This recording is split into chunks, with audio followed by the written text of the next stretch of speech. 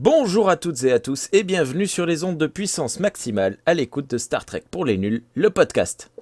Putain, c'est la première fois que je réussis mon intro, je suis trop fier. On a été scotché là. On a rien dit, t'as vu? On voulait pas te déconcentrer cette fois-ci. Quand tu vois l'échec de la semaine dernière. Enfin bon, nos cadets montent en grade et se lancent dans le triptyque Cannes. Bonjour chevalier Renaud. Khan Salut à tous. Et bonjour Absol Charles. Salut! Et bonjour à notre commandeur Dragor. Salut. Et bonjour, roulement de tambour, à JP. Yeah. Bonjour. Alors Byron ne sera pas avec nous cette fois-ci non plus, mais il reviendra bientôt, c'est promis. Quant à moi, je suis Rémi et vous écoutez Star Trek pour les nuls. One small step for man, one giant leap for mankind.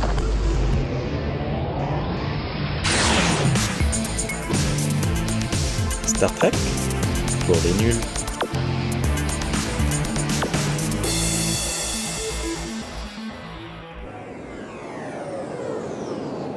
Alors, avant toute chose, quoi de neuf? Quelles sont vos news un petit peu geek du moment? Je pense que Soldes. Pardon. la Coupe du Monde, non, désolé. Non, mais pour être plus sérieux, il y a le malheureux décès du légendaire Harlan Ellison. Pour ceux qui ne connaissent pas, c'est celui qui est... les Trekkies vont le connaître pour celui qui a écrit The Guardian of Forever, donc le fameux épisode où Kirk Spock retourne dans le passé. Donc, c'était un auteur qu'on pourrait catégoriser de légendaire. Il a commencé dans les années 40, 50 avec les publications qu'on appelle en anglais des pulp publications.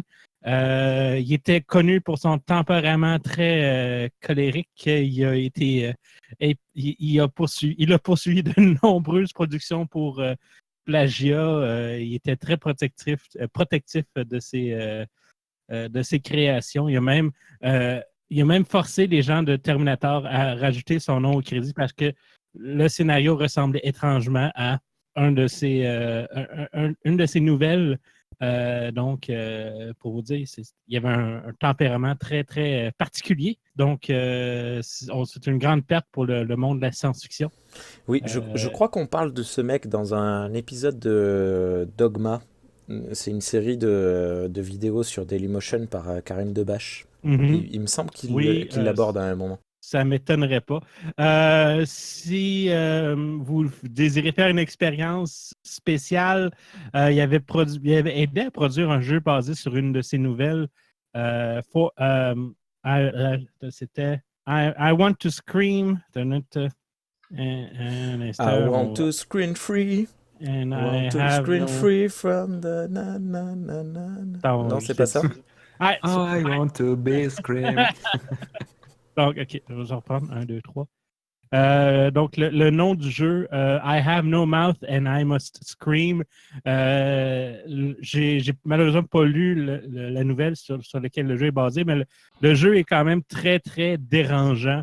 On parle de 5 survivants d'une apocalypse causée par une intelligence artificielle et l'intelligence artificielle les torture de façon inimaginable. Donc, c'est très, très spécial. C'est sur Steam. Je vous invite quand même à faire l'expérience. Une grande perte pour le monde de la science-fiction. Ouais. Absol, des news geeks. Moi, je vais être un peu plus joyeux. C'est les soldes! Voilà. Non, j'ai fait les soldes et je suis très content parce qu'au niveau geek, j'ai pu me faire bien plaisir. Donc, je me suis trouvé un petit Deus Ex sur PS4 à 5 euros, un petit Final Fantasy X-10-2 à 10 euros, voilà, et le Age of Mylen, je ne sais pas si vous connaissez celui-là, c'est par les créateurs de Saints Row. D'accord. Ils ont sorti ce jeu il y a 2-3 ans maintenant, je dirais. J'ai toujours voulu le faire et là, il était vendu à 3,9 €. Voilà, donc je me suis fait mon petit plaisir jeu vidéo, ma collection est prête. Et après, j'ai fait un gros craquage sur la Batmobile suprême de Lego. voilà, qui était vendu à moins 50% aussi. Il déchire sa maman. T'as acheté tout ça quelque part ou c'est en dématérialisé? Alors, en majorité, c'était du Micromania pour les jeux PS4. Après, il y avait le Deus Ex, je l'ai trouvé, c'était à Carrefour. Le Lego Batman, du coup, c'est King Jouet qui pétait les prix, qui faisait moins 50 sur les boîtes. C'est parce qu'ils le reprennent. D'habitude, Lego, si t'as 10%, t'es content. Et après, mon dernier petit achat, c'est ça faisait un moment que je voulais me le faire, c'est La Terre du Milieu, l'ombre du Mordor. L'ombre de la guerre, pardon. Donc le deuxième, Joli. deuxième épisode, voilà. Et celui-là, donc du coup, qui était à 20 euros, qui est voilà, raisonnable. Il est au même prix sur Steam, mais là au moins j'ai la boîte. Je préfère. Il est sympa, hein? Et bah, je suis dessus et franchement, très très sympa. Il est très long à démarrer par contre. C'est le fait que j'ai commencé là dans cela. Mais j'ai pas Je trouve joué au que le premier, démarrage mais est. Le démarrage, en fait, quand tu as fait le premier, le fait de pouvoir comme ça convertir tes orques, tu peux le faire durant le premier. Et donc que toute le premier arc du 2, en fait, tu puisses pas le faire, bah, tu as l'impression d'avoir régressé. d'accord. Donc Mais c'est sur, juste ça. Et du coup, ça te paraît un petit peu long, quoi. Voilà. Mais après, dès que ça se lance, par contre, c'est une tuerie. ouais. Je suis pas encore à ce niveau-là. Du coup, moi, Désolé, ça doit faire j'étais un petit peu spoil. 4-5 mois que je l'ai, mais c'est pour montrer à quel point je joue régulièrement. Du coup, je n'avance pas dans ce jeu qui me... Pourtant, alors autant je l'ai déjà dit 4 ou 5 fois dans ces émissions, je n'aime pas Le Seigneur des Anneaux, mais autant ce jeu, je me suis dit pourquoi pas l'essayer. De toute façon, je l'ai vraiment pas eu très cher, moi. Et je l'ai tenté, et ça me plaît beaucoup, mais j'ai vraiment pas le temps de jouer. C'est horrible en ce moment. Et Renaud! puis, de ce que j'ai vu, il y a l'air Ah bon, d'avoir pas mal d'heures de jeu. Hein. J'ai pas fait de le finir. bon, on verra. Ouais. Comme toi, Rémi, il y a un jeu que je m'étais pris qui est Shadow of the Colossus, qui est super, mais que j'arrive pas à lancer. Sinon, moi, ça va plutôt être au niveau des séries en ce moment. J'ai essayé de me lancer dans la dernière saison de Walking Dead sans succès. C'est la première fois Walking Dead où je laisse tomber la série. Mais c'est de la grosse daube! Ouais, franchement, très, très déçu au bout du quatrième épisode. J'ai essayé de forcer un peu, mais j'ai laissé tomber. Sinon, ce que je peux recommander, bon, c'est une série qui a commencé il y a quelques années déjà, c'est Viking, qui est vraiment super. En comparatif, c'est une sorte de Game of Thrones, mais beaucoup plus. Bon, forcément, ça reprend l'histoire des Vikings, mais beaucoup plus réaliste. Une réalisation aux petits oignons, des personnages vraiment sympas. Il y a une bande-son qui est vraiment stylée, donc je recommande. Et il y a la saison 2 aussi de Légion qui s'est terminée. Donc ça reprend l'univers Marvel, notamment les X-Men. Tu sais, le personnage le fils de Charles Xavier, qui est, tu me diras, Rémi, tu connais pas mal l'univers, mais il a des pouvoirs psychiques aussi, pas mal. Et c'est franchement, il y a de la réal, ça joue sur l'idée du mental, enfin ça essaie de nous perdre, de nous tourner dans des labyrinthes. Les acteurs, franchement, sont super bons au niveau des images, de la couleur. Enfin, franchement, Légion, je recommande aussi. Et voilà, et après, sinon, pour terminer, je viens de terminer un bouquin de Pierre Boulle, donc l'écrivain de La planète des singes. Alors, voyons. Le livre s'appelle C'est les vertus de l'enfer. Les vertus de l'enfer de Pierre Boulle, où en fait tu suis un mec qui a tout pour être enfin, qui est au fin fond de sa vie, un personnage que tu n'apprécies pas dès le départ, où tout est fait pour vraiment que tu le détestes, et comment petit à petit, par l'univers de la drogue, en fait, et bien, ce mec va se reconstruire malgré voilà, cet univers-là, et dans quelle aventure tout ça va le mener. Donc, je recommande aussi. Ok. Voilà de mon côté. Pierre Boulle, il a pas fait des films?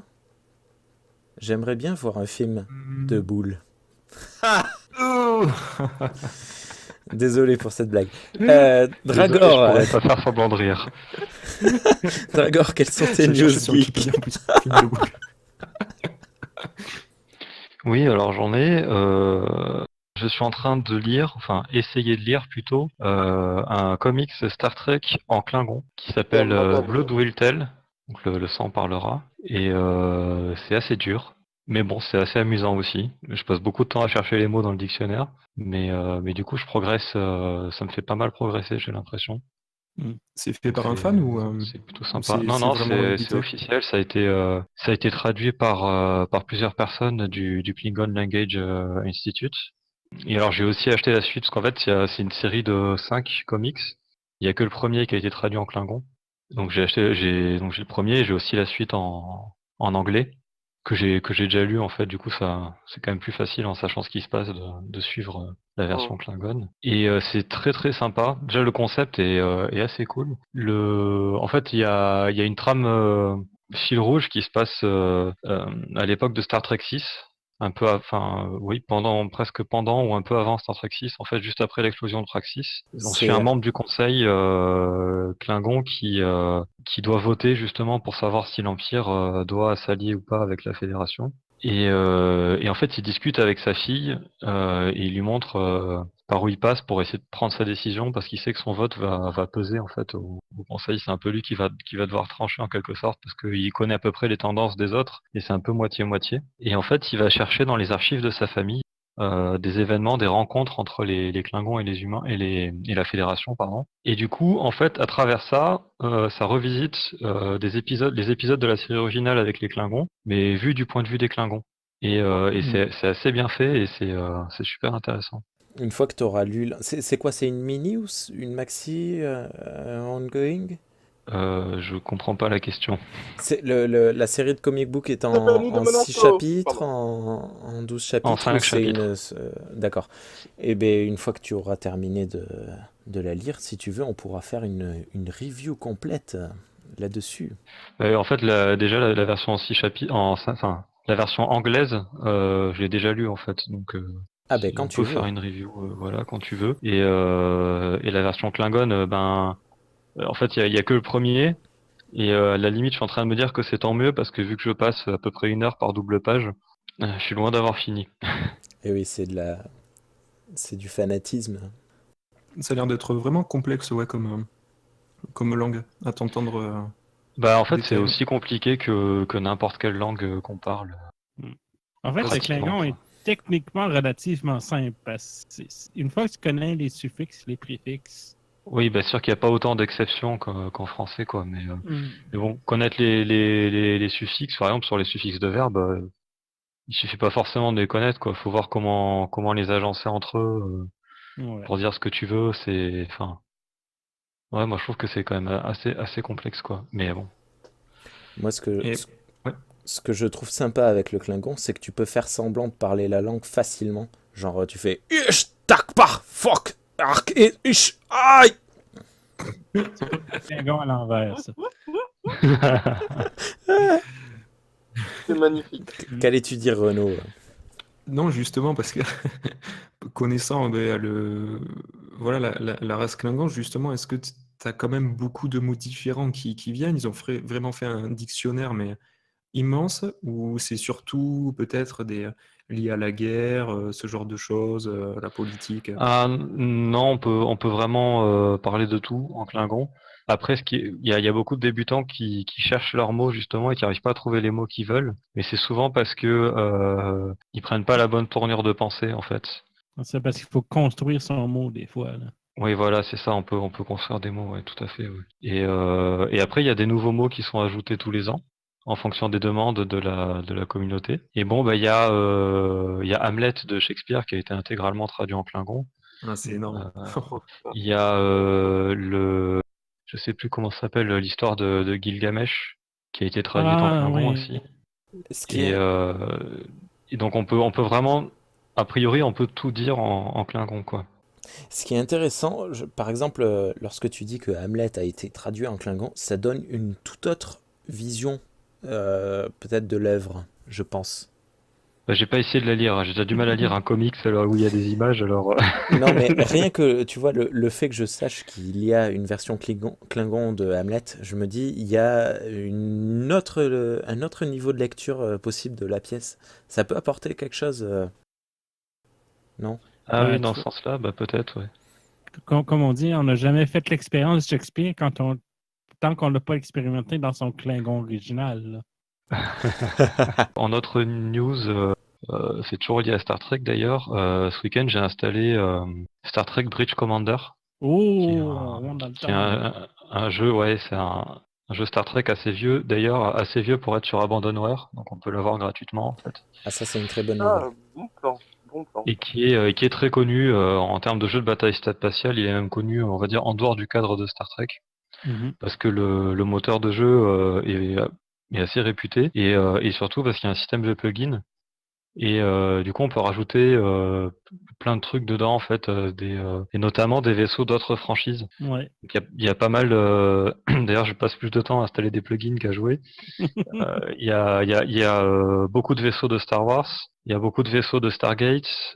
Il y a pratiquement tous les vaisseaux de Babylon 5. Et j'ai même trouvé le TARDIS. D'accord. Et du coup, en fait, il y a un mode qui s'appelle Quick Battle où en fait on définit la bataille. Donc, si je veux faire du Stargate versus Star Wars, eh ben on peut le faire quoi. On peut le faire, on peut voir ce que ça donne. Et c'est assez marrant. Juste une grande partie de mon adolescence qui est passée dans ce jeu-là. Ah ben je te demanderai peut-être des astuces alors. Bon, c'était cool tout ça. On Donc, va, PJP. Maintenant, il va falloir bosser. allez, on Non, va j'ai travailler. envie. Allez, aujourd'hui, c'est la première émission sur 3. Nous allons parler de Space Seed, l'épisode 22 ou 23 suivant l'ordre de diffusion de la première saison, paru le 16 février 1967. Comment est-ce que vous voulez procéder, les gars? Est-ce qu'il y en a un d'entre vous, Renaud ou Absol, Vous voulez, ou Charles je qui peux veut? faire le résumé, moi je l'ai prêt. Eh Vas-y, bien, vas-y, c'est je parti, nous préfère que tu le fasses. t'écoutons. Voilà, et vous complétez si besoin. Alors, Space Seed, du coup, ou Les Derniers Tyrans en français. Alors, le résumé de l'épisode, on découvre, enfin, l'USS, du coup, découvre le Botany Bay, donc un vaisseau qui a été lancé dans les années 90 pendant une fameuse guerre, les guerres eugéniques. Donc, eugénique, pour ceux qui ne savent pas, c'est le fait d'améliorer l'humanité via la génétique, donc en modifiant les gènes. Sur ce vaisseau-là, du coup, l'équipage de l'USS vont retrouver 72 personnes qui sont endormies, plus de 200 ans.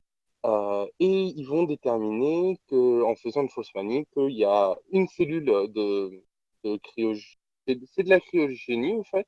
Moi, je suis parti là-dessus, mais Ouais. ouais. Je suis pas sûr Voilà, que ce donc, soit précisé la technologie utilisée. ouais, parce que c'est pas dit, en fait, durant l'épisode, mais c'est pour ça, c'était la question con. Du coup, il y a une des chambres froides, entre guillemets, qui s'active pour réveiller la personne à l'intérieur et ils en déduisent que c'est le chef du bâtiment. Tout Spock va faire des recherches pour essayer de découvrir un petit peu pourquoi un vaisseau aussi vieux humain traînerait dans pendant ce temps-là, le chef, du coup, a été ramené sur l'USS Enterprise et se réveille. Et il va commencer bien comme il faut, puisqu'il va menacer la vie du docteur McCoy. Voilà. Docteur McCoy, d'ailleurs, qui a quand même les couilles, parce qu'il ne réagit même pas. Il a un couteau sous la gorge et non, non, c'est pas grave. Oui, vas-y. Alors, la thyroïde, elle est un petit peu plus sur la droite, si tu veux. Je trouve J'ai cette beaucoup scène aimé, par contre. magnifique. Il est génial ce personnage. Elle est géniale. Donc voilà, donc pendant ce temps, du coup, Spock fait des recherches et va découvrir du coup la véritable identité de leur invité, en fait, tout simplement. Alors, son nom, je vais en chier pour le prononcer, c'est Nonien Singh. C'est bon? Bien Ouais, joué. tu Ouais. t'en es bien sorti. Ah, ça me Bon, fait ça va, penser à alors. un truc, le commandeur et JP. Nonien Sung, il n'y a pas un lien avec... Ah, j'ai perdu le nom. Le docteur qui crée... Ouais, Noonien Soong, c'est ça. Oui, ben en fait, il y a une histoire qui dit que Gene Roddenberry aurait connu quelqu'un du nom de Noonien Soong durant la guerre et aurait utilisé ce nom pour essayer de le retrouver, là, mais c'est une espèce de semi-légende urbaine. Là. C'est Mais génial. est-ce que je sache, il n'y a pas vraiment de lien à faire jusqu'à temps qu'on arrive peut-être dans Enterprise, que là, le lien a comme été manufacturé, mais ça, on en parlera rendu là. Voilà, pour la petite info, la personne qui a créé Data dans la série Next Generation s'appelle le docteur Noonien Sung. Et dans la série Enterprise, on voit un de ses ancêtres. Bref. Continue, Charles. Donc voilà. Et donc, il découvre aussi que c'est un humain, en fait, génétiquement modifié. Du coup, bah, qui était chef de guerre pendant la fameuse guerre eugénique, et que c'était l'un des plus dangereux et qui contrôlait le tiers de la Terre. Khan va par la suite séduire par la force Marla MacGyver, qui va l'aider à réanimer le reste de son équipage et à prendre le contrôle du vaisseau. Par la suite, du coup, Kurt va être en mauvaise posture puisqu'il va être en grand manque d'air, littéralement, et dans une chambre de décompression. MacGyver va donc se retourner contre Khan pour libérer Kurt avec l'aide de Spock. Elle va faire ça Voilà. avec Ils un arrivent petit tournevis et un élastique. avec un petit tournevis, ouais, voilà. Du coup, ils vont réussir à arrêter Khan. Et on finit du coup l'épisode sur un mini tribunal où Kurt décide du sort de Khan et de ses hommes, qui vont être du coup bannis sur la planète Celti Alpha 5, une planète déserte mais habitable quand même. Et MacGyver décide de suivre Khan au lieu de passer en cours martial. Très surprenante cette fin d'ailleurs. Ouais. Oui. Mais on y reviendra un peu plus tard. D'abord, j'aimerais discuter un petit peu du début de l'émission. Non, maintenant. Du début de l'épisode, de ce que vous avez pensé, de cette mise en ambiance. Alors, tu veux peut-être commencer comme j'ai fait le résumé?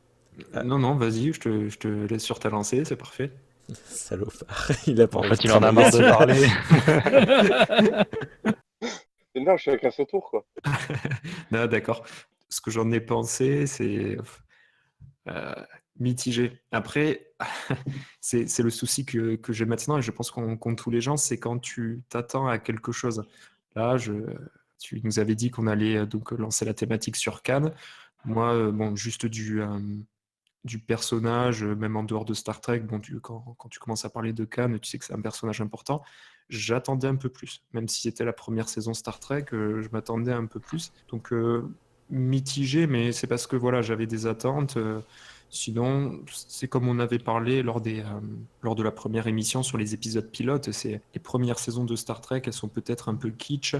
Mais voilà, dans les thématiques et les sujets abordés, il y a des choses très intéressantes et on reviendra dessus. Et c'est surtout ça qui m'a bien intéressé plus que le personnage de Khan en lui-même. Ça t'a fait un peu l'effet Dragon Rouge du Silence des Agneaux? Ouais, il faudrait que je le revoie, Dragon Rouge. Après, Non, mais dans le sens où on est toujours déçu lorsqu'on apprend les origines. À part que là, du coup, en l'occurrence, les origines ont été écrites avant la période un peu... ouais. Après, c'était pas tant les origines, c'était le personnage de Khan. C'était pas tant de savoir la première fois qu'il est apparu, c'était de savoir comment il était traité dans les premières saisons. C'était plus ça. Mais en fait, j'avais pas d'attente particulière, mais c'était surtout l'attente simplement du personnage, comment il allait être. Et en fait, j'ai trouvé comme un épisode lambda, comme un personnage lambda qu'on aurait pu avoir dans un autre épisode. D'accord, je suis pas du tout d'accord. Charles, qu'est-ce que t'en as pensé un petit peu de manière générale? Alors, de manière générale, moi, personnellement, j'ai beaucoup aimé. Je rejoins un petit peu quand même sur le côté déception, entre guillemets.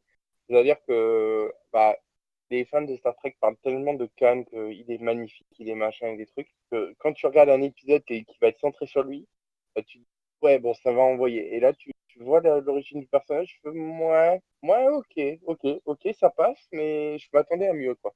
Voilà, il y a juste ce côté-là. C'est un petit peu. En fait, moi, je m'attendais un petit peu comme la première apparition d'un Dark Vador, tu vois.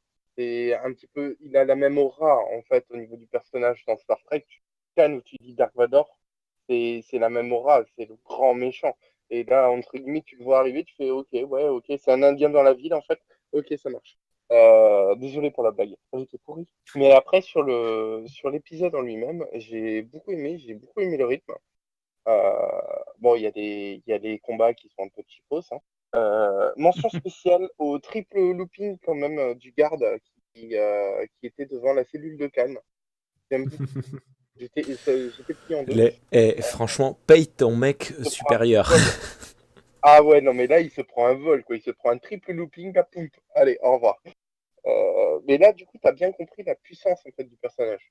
C'est tellement surréaliste en fait que tu fais ouais, ok, il envoie en fait. Oui, non, j'ai pas compris de quel mec tu parlais, je me suis trompé, excuse-moi. Non, Je pensais que tu parlais en fait, du garde qui surveille Kirk lorsqu'il est dans le sas de... Non, pas du tout. Moi, c'est celui-là qui gardait la cellule de Khan.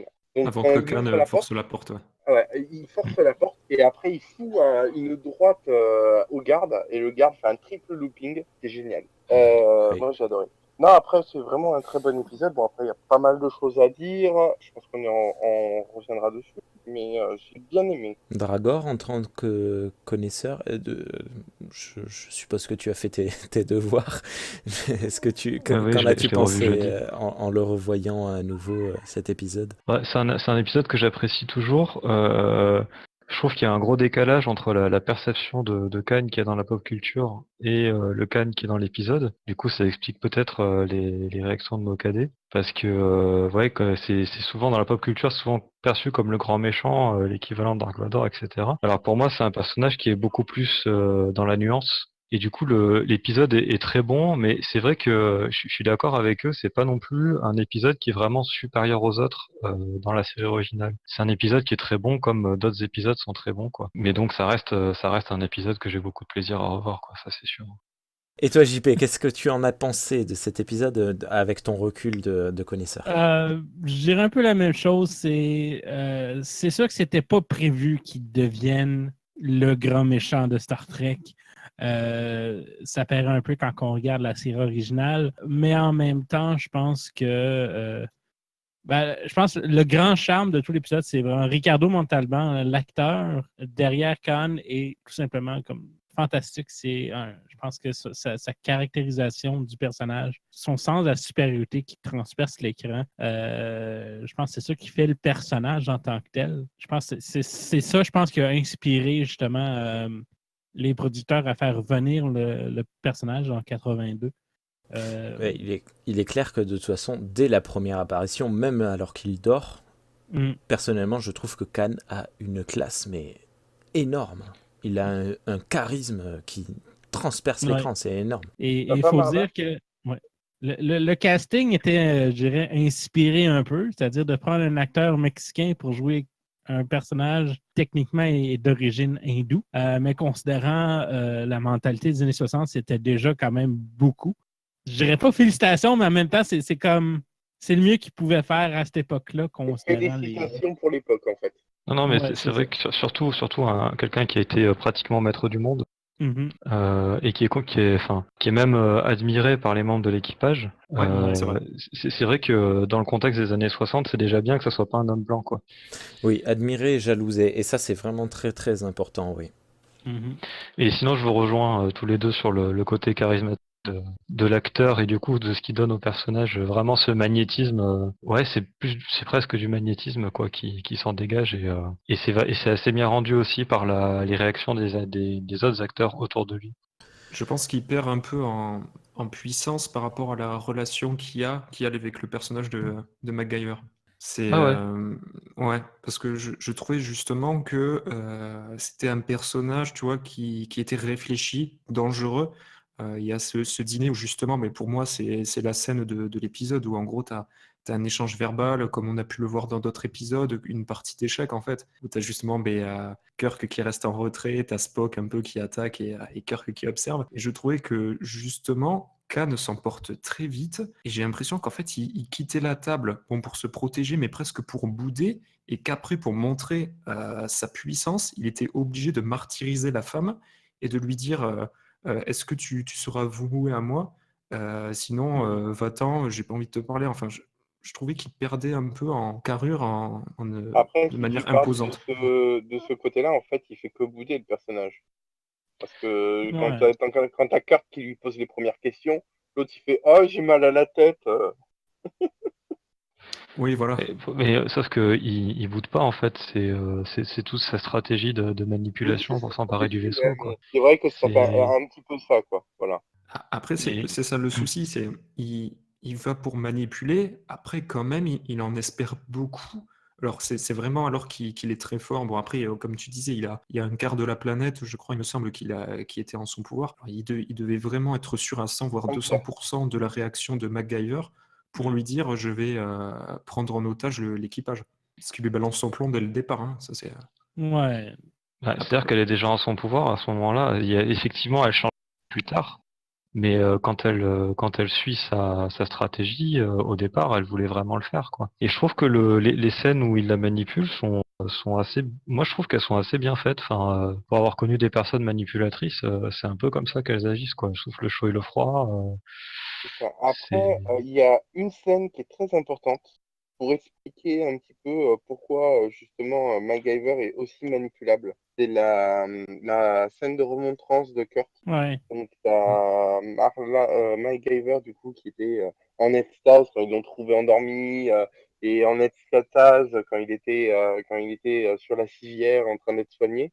Et du coup, il y a Kurt qui vient un peu l'engueuler en lui disant non, mais ça, c'est pas professionnel, faut arrêter quand même. Et il explique bien la différence de comportement des hommes entre justement la période 2200 et la période 1990 où bah, en 2200, on est vraiment sur le respect global, on va pas accoster dans la rue, ce genre de choses. C'est sous-entendu, c'est pas dit explicitement, mais c'est vraiment sous-entendu que bah, à cette époque-là, on se conduit dignement avec les femmes et le fait qu'ils puissent être un peu rustiques, c'est ça qui l'attire en fait. C'est le côté rustique. Mm. En plus du fait qu'elle est historienne et que c'est un de ses sujets d'études, quoi. En plus de ça. Mais il n'y aurait pas eu cette scène, je pense que la manipulation aurait moins bien marché. Oui, elle aurait été Ouais, moins non. crédible, c'est ça que tu veux dire? Voilà, ouais, moins crédible. Ouais. Que ce Mm. retournement de veste comme ça aurait été moins crédible. Ouais. JP? Non, je suis d'accord. En fait, on voit justement qu'elle ne se sent pas à sa place nécessairement sur l'Enterprise, puis que justement, le fait de rencontrer une figure légendaire, c'est comme quelqu'un qui je sais pas moi, qui étudie Joseph Staline, puis qui se ramasse un nez devant lui, puis à force de l'étudier, devient comme un grand fan de- c'est dur à expliquer en tant que tel, mais tu sais, c'est ça, c'est à force d'étudier quelque chose, peut-être, tu sais, je pense que c'est aussi le fait que quand on étudie l'histoire, des fois, certaines personnes ont tendance à la romanciser.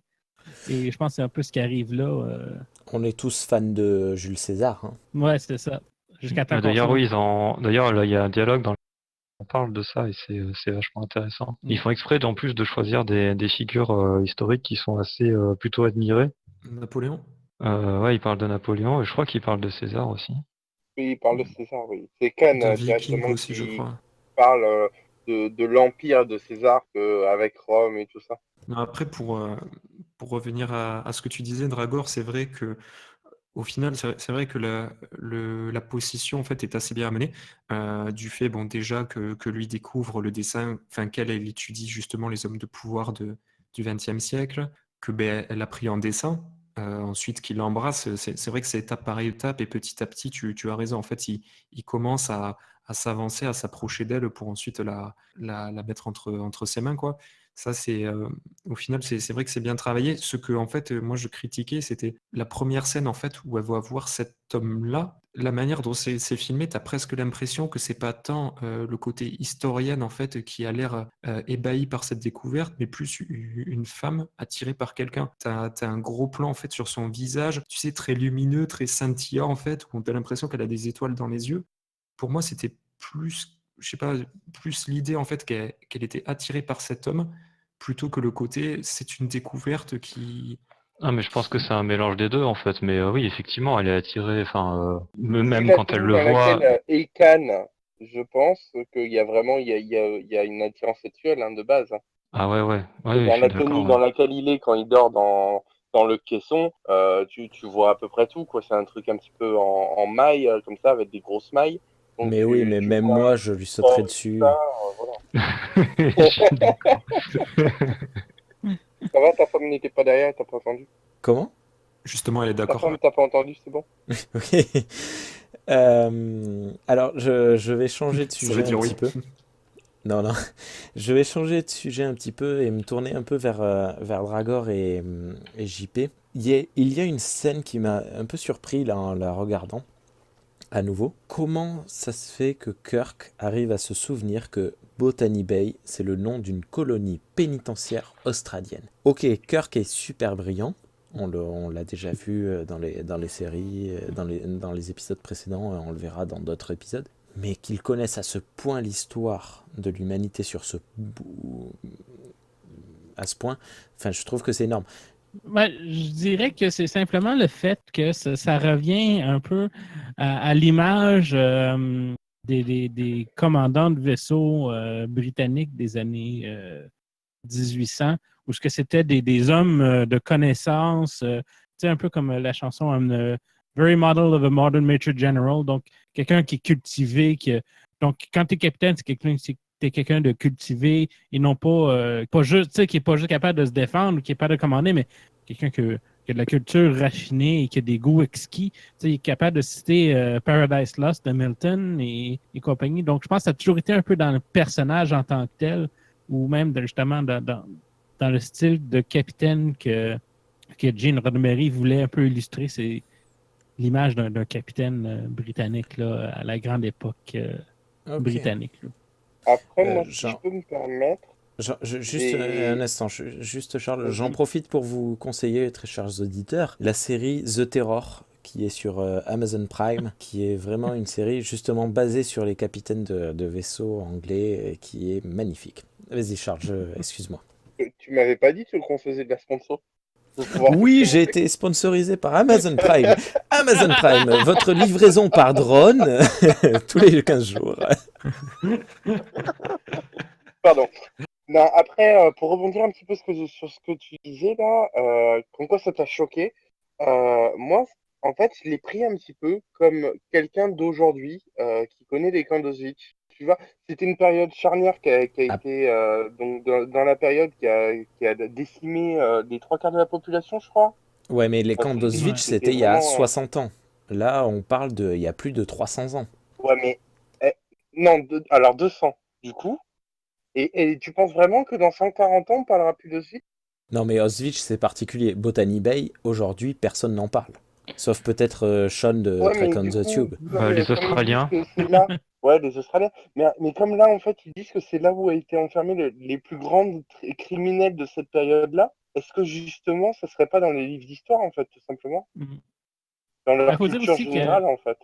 faut dire aussi Ouais, que moi, ça, comme justement, ça, c'est c'est pris, en dans tout la cas. culture, ce serait peut-être justement dans la culture militaire, justement, là, certains trucs, justement, l'histoire, tu sais, l'histoire militaire humaine, britannique, américaine, doit sûrement rentrer dans le cursus d'apprentissage. Tu sais, on s'entend, là, ils passent 4 ans à Starfleet Academy, plus probablement un camp d'entraînement ou des cours pour devenir commandeur, capitaine. Donc, je suis pas mal certain que si on demande à beaucoup de militaires qui ont passé par un cursus pour devenir un officier commandant, il y a beaucoup d'histoires militaires qui vont rentrer en compte là-dedans. Ok. Et après, au pire, moi, ça me choque pas d'imaginer qu'il s'en est souvenu par un coup de chance parce qu'il l'avait lu quelque part, quoi. Au pire, Oui, oui. Après, bon, de toute façon, quitte à mettre ça sur... enfin, autant le mettre sur Kirk plutôt que sur l'ordinateur qui dit Botany Bay, Ouais. Il faut dire prison. aussi à cette époque-là, on parle des années 60, les gens n'avaient pas Wikipédia, donc on avait encore l'habitude de se rappeler de certaines choses de Mm. l'histoire. C'est une autre. Je ne sais pas si c'est malheureux ou c'est heureux, ce sera à voir dans le futur, mais la manière qu'on apprend d'aujourd'hui versus la manière dont nos parents, nos grands-parents ont appris les choses, ont fait leur histoire. Je pense simplement de la manière que c'est illustré dans l'épisode. Là. Ils ne pouvaient pas penser que. Ben, je ne sais pas s'ils ne pouvaient pas penser, mais c'était pas. Le fait d'avoir une base de données comme instantanée au bout des doigts pour se rappeler n'importe quoi, peut-être un petit peu trop avant-gardiste pour. Ouais, non, non, je vois ce que tu sachant veux que dire. dans TNG où ça apparaît, cette idée-là, c'était déjà très avant-gardiste. C'est vrai que, donc effectivement, dans les années 60. Mais Botany Bay, peut-être que dans le monde anglo-saxon, c'est un peu plus connu aussi C'est vrai. qu'en France, par exemple, parce que il y a quand même eu beaucoup de gens qui s'y sont retrouvés, et enfin, c'est comme ça que l'Australie s'est créée, quoi. Donc, et comme ça a été une colonie britannique très importante à une époque, je pense que ça fait partie de quelque part de l'histoire des Anglo-Saxons. C'est pas faux, totalement. J'avais une autre question, je vais encore changer de sujet et après je laisserai la parole à nos très chers cadets. Est-ce que un d'entre vous quatre comprend ou connaît un peu le morse? Parce que au Alors, début moi, je du... connais le morse, mais je sais juste faire SOS, moi, en fait. Parce qu'au début de l'épisode, il capte du morse. Oui. Et alors, je regardais en version originale sous-titrée, mais là, cette partie-là, j'ai pas très bien compris ce qu'elle disait Uhura en anglais, évidemment. Mais dans le sous-titre, elle disait QC, QC. Qu'est-ce que ça veut dire QC, à part Québec City? Je pense que c'était peut-être une espèce de mauvaise traduction de CQ, parce que je sais que c'est un Tango code. Charlie. Ah, Ah. ok. Non, non, il se fout Ah. de ta gueule. Vas-y, vas-y, Non, JP. mais c'était sérieux. C'était sérieux. Mais non, mais ça peut être CQ. Je sais que c'est un code dans les radios CB. C'est on vous C'est- cherche, quoi. Oui, CQ. Non. Encore là, c'est ça, ça a été traduit de C'était même ma façon. réponse. C'est pas la meilleure traduction au monde, on s'entend, là. C'est doublé au Québec. Non, mais là, je parlais du sous-titrage, hein, pas de la doublure. Ah, hein. ok. Non, non, je regardais en version originale. En VO, c'est ça aussi, hein, c'est CQ, CQ. Non, c'est ça. Donc, CQ, c'est vraiment un code en radio onde courte. Donc, si je cherche 2 secondes, justement, je vais chercher dans mon cerveau secondaire, Wikipédia. Donc, CQ est un code utilisé par les opérateurs de sans fil, particulièrement utilisé en code Morse, donc, mais peut aussi s'appliquer aux opérateurs en voix. Donc, ça implique que c'est une invitation pour n'importe quel opérateur qui écoute à la fréquence à répondre. Donc, c'est simplement pour dire si vous Ok. écoutez, répondez. CQ. Juste, Charles, il me semble que tu regardes en version française, non? Oui. Est-ce que tu te souviens de ce que dit le Alors, Botany je l'ai pas Bay à ce moment-là? noté, mais de mémoire, ils tentent de nous contacter. De mémoire, elle traduit pas, en fait. Ok. Voilà. Bon, allez, j'ai De arrêté. ce que je me souviens, ouais, c'est ça. J'arrête avec mes questions un peu reloues. Je vous laisse la parole, mes très chers cadets. Qu'avez-vous de plus à dire sur cet épisode magnifique? Alors, moi, j'ai beaucoup aimé la relation entre Kirk et Spock qui se dessine. Ah, parce que moi, du coup, on avait regardé les pilotes et on est passé directement des pilotes à cet épisode-là. Et on sent vraiment que la relation, c'est une relation qui est en train de se former et une relation de confiance. Il y a même Kirk qui cherche un peu Spock. J'avais noté, moi, justement, qu'il le cherche un petit peu, comme il trouve pas les informations du premier coup sur le bâtiment, et qu'il n'est pas dans les registres, en fait. Et ça vous agace? Non, mais je peux pas ressentir cette émotion. Ouais, c'est ce qu'on va dire, quoi. Enfin, il y a plein de petits pics, en fait, comme ça, où ils vont se chercher un petit peu. Notamment au tout début où ils voient le vaisseau, Spock dit non mais non, à tous les coups c'est pas un vaisseau humain. Ah mais c'est un vaisseau humain. Ah bah vous voyez c'est un vaisseau humain. Oui en fait vous cherchez constamment à me mettre en tort quoi. Voilà. Il y a une petite relation comme ça d'amitié qui est en train de se construire où ils se cherchent un petit peu tous les deux et on le ressent bien notamment au niveau de comment décrire la scène où justement il y a MacGyver du coup va sauver Kirk. Elle le sort à l'instant de la chambre et il y a Spock qui est avec un garde ennemi. Et donc, limite, il comprend que Kirk, en fait, est derrière. Il va neutraliser l'ennemi directement. Alors que Kirk n'a même pas le temps de faire quoi que ce soit, en fait. Il a juste le temps de lever un petit peu l'arme. Il y a vraiment une symbiose, en fait, qui se fait entre ces personnages-là. C'est vrai. C'est totalement vrai. Au fur et à mesure du temps, et ça c'est pas mal joué entre Spock et Kirk. Vous m'arrêtez, Dragor et JP, si je dis des bêtises, hein. Mais c'est vrai que la relation Kirk-Spock est énormément développée au fur et à mesure des 3 saisons. Et dès la moitié de la première saison, on sent qu'il y a cette petite amitié relativement profonde qui se crée. Et justement, ce que pense l'un, l'autre le décèle rapidement. Ouais, et même j'ajouterais que ça s'ajoute avec celle de McCoy. Bah, ça se voit pas dans les épisodes que les cadets ont. Mais ces trois-là, il y a certains épisodes où c'est super bien rendu par le jeu d'acteur, mais ils communiquent par le regard en fait. On les voit se jeter des regards et on comprend qu'ils se sont compris entre eux juste en se regardant et c'est Alors super dans bien fait. Je trouve l'épisode ça assez là, on, magique. on le voit un petit peu, c'est la scène où justement il y a Khan qui les a mis dans une pièce et les font regarder du coup Kirk qui est en train de suffoquer et ils se regardent un petit peu entre eux en disant non mais les gars c'est bon, on reste humble, on fait rien. Et il y a ces petits regards qui passent un petit peu entre eux. Ah oui, c'est vrai, ouais. Ah, c'est quand même drôle, justement, quand on considère qu'en même temps, il y avait les acteurs qui, surtout Shatner et Nimoy, qui se tiraillaient un peu par rapport à parce que il y avait Shatner qui était jaloux de la popularité du personnage de Nimoy et ça commençait à faire chier un peu les produits. Non, c'était peut-être pas encore rendu là, mais je pense que peut-être que Shatner peut-être commençait à sentir que son personnage n'est peut-être pas aussi populaire, pas nécessairement important, mais pas populaire que Spock, là. Parce que Shatner a toujours été quelqu'un qui préfère avoir le spotlight sur lui plutôt que sur quelqu'un d'autre. Mais justement, j'apprécie le fait qu'ils sont capables, on est capable de ne pas voir ça au travers de l'écran, là. Mais j'aime beaucoup dire que Shatner, pardon, a un ego, est la seule personne à avoir un ego plus égocentrique que moi. Donc là, ça prouve à quel point, oui, ça a dû être compliqué pour lui de jouer ce genre de choses. Mais le fait que tu dis que t'es égocentrique, ça annule le fait pour l'être. Non, non, je m'aime et je sais pourquoi et c'est normal. Franchement, tout le monde voudrait être moi quand je me vois dans un miroir le matin. Le miroir, il est à ras du sol alors. Parce que Tu tu es sais petit. attends, tu sais qu'il y a quelques jours, alors pour la petite histoire pour les auditeurs, je travaille dans un magasin de chaussures et il y a quelques semaines, une dame, une cliente, m'a dit, ça va vos chevilles, elles enflent pas trop? Et je lui ai répondu, à votre avis, pourquoi est-ce que je travaille dans un magasin de chaussures? Mon Dieu. Bien. Pas mal. Et du coup, la preuve qu'il dit la vérité quand il est égocentrique, c'est qu'il a réussi à ce qu'une partie de l'épisode lui soit consacrée. Quoi? Je Je pense réfléchis. qu'il parle de, Bah, il parle de, ça, il parle de ça Kirk. fait 1 minute qu'on parle de toi, en fait. Oui, C'était le oui, sujet de totalement. l'épisode. Mais attends, j'ai lancé un podcast. À la base d'un podcast, c'est pour parler de moi avant toute chose. Je suis quand même là pas pour rien. Non, bon, allez, après cet humour n'importe quoi.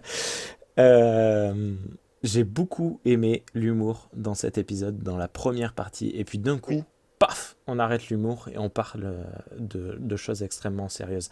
Je sais pas si vous avez remarqué ça. Et Moi, justement, avec cette ouais. relation Kurt et Spock qui se cherchent au début, et à partir du moment qui ont l'air de se titiller, mais un petit peu tout le temps, et à partir du moment où ça devient sérieux, où on voit que Khan, justement, risque d'être dangereux, à partir de ce moment-là, il y a plus de lagounette, il n'y a plus rien, les gars, pour essayer de gérer l'ennemi, et justement, on voit le changement d'attitude.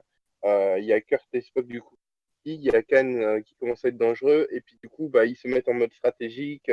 Spock qui harcèle Khan, et puis Kirk qui l'étudie un petit peu derrière pour vérifier la menace.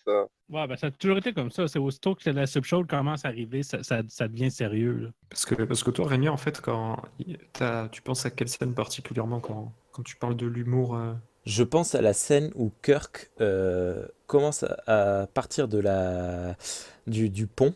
Je sais plus, il demande à certaines personnes de venir sur le Botany Bay, d'être téléporté avec lui. Et il se retourne au moment de prendre l'ascenseur et il dit oui, comment elle s'appelle l'historienne là MacGyver, c'est ça, ouais. Allez, faites-la venir pour une fois qu'une historienne sera utile. Et là, j'ai mais tellement ri. Je me suis dit, mais quel gros connard. Mais au-delà de la blague, c'est intéressant parce que ça montre le côté isolé de MacGyver. Oui. Et ça peut peut-être expliquer aussi pourquoi elle peut décide de aussi les rejoindre à la facilement fin. tomber dans le piège de Khan. Et aussi, quand elle voit l'unité de l'équipage, justement, quand Kirk se fait torturer, ça peut expliquer aussi son changement d'avis pour trahir Khan, quoi. Et Oui, comme tu totalement. dis Justement, en plus, aussi Kirk, par rapport au docteur, aussi le métier d'historien. Est-ce que plus tard, justement, JP t'en parlait avec le fait qu'on ait l'information directement et qu'on n'ait plus à la rechercher, est-ce que les historiens, il y en aura toujours besoin du fait qu'aussi on ait cette information et l'histoire à portée de main? C'est peut-être aussi là que, sans peut-être le vouloir, mais maintenant pour nous ça a de l'impact, peut-être aussi, voilà, c'était peut-être une petite phrase anodine, mais qui a du sens désormais. Non, je suis d'accord, mais en même temps, je pense que les historiens vont toujours être nécessaires pour mettre en contexte les faits historiques et éviter la polarisation ou comment dire, la distorsion des faits par le courant politique courant là, à l'époque où l'histoire est interprétée. Comme toi ici, JP. Ouais. C'est ça. Il y a ça, puis Après, je pense que l'histoire, enfin, on peut le constater maintenant, il y a des découvertes qui sont faites grâce aux nouvelles technologies. Donc, avec toutes les technologies qu'ils ont au XXIe siècle, ils peuvent étudier l'histoire de manière encore plus poussée que ce qu'on est capable maintenant. Donc il y a toujours du sens. Et il y a un truc alors qui est pas forcément mis en avant avec ce personnage, puisqu'elle étudie la Terre, mais il y a la xéno-histoire en quelque sorte qui apparaît, c'est-à-dire qu'ils étudient l'histoire de civilisations extraterrestres. Oui, entièrement d'accord. Euh, D'ailleurs, Picard en est un fier exemple. Et j'y pensais effectivement. après Kirk avait un peu prophétisé ce qui allait se passer, hein, parce que quand il fait la remontrance à MacGyver, il lui dit justement qu'un seul membre de l'équipage qui fait une connerie peut faire tomber le vaisseau. Et c'est basiquement ce qui se passe en fait. Ouais. Ouais, et autre que ça, tu te rends compte à la fin que lorsque Khan a capturé tout l'équipage et qu'il menace Kirk, et puis au fur et à mesure, chaque personne, sans même un regard où les autres peuvent être en doute ou se dire, tiens, peut-être que lui va capituler, il va Mm. nous sauver, ils sont tous, ils ne font qu'un, quoi. Là aussi, cette scène est puissante parce que même la femme qui se fait frapper, elle ne parle pas, quoi. Elle ne parle pas et t'as une puissance de. Ouais, cette équipe, quoi, c'est super bien montré, je trouve. Après, quand même, mention spéciale au Dr. Michael pour cet épisode. Vraiment, c'est un personnage qui a beaucoup de charisme. Il dit pas grand-chose, mais qui a beaucoup de charisme. Oui, Ah oui, tu mais c'est parles vrai que la scène notamment où il de... est menacé, c'est vraiment très fort, sa réaction, hyper calme, À hyper moitié maître étranglé de avec un lui, couteau quoi. sur la gorge, il dit à son agresseur, non mais tu choisis en fait, tu m'étrangles ou tu me poignardes, mais choisis, décide-toi. Et il lui balance plusieurs fois comme ça des pics, justement pour le pousser à bout, entre guillemets. Alors t'as l'impression, si tu faisais que entendre, t'aurais l'impression que le mec a envie de mourir, mais quand tu vois son visage, tu fais, non mais en fait le mec, il a juste les bolosses, juste là en train de le provoquer, en train de dire, ben, vas-y, fais-le, arrête d'attendre là. Ouais, c'est une manière de montrer que ces menaces marcheront pas, en fait, Mm. et qu'elles ont pas de sens. Ouais, mais c'est très courageux quand même parce qu'il aurait pu tomber sur un espèce de psychopathe qui lui aurait dit ok, je fais les deux en même temps et puis on n'en parle plus. Oui, mais si ça avait été ça, il l'aurait déjà fait, en fait. Et je pense qu'il C'est le vrai, sait. c'est vrai, c'est vrai.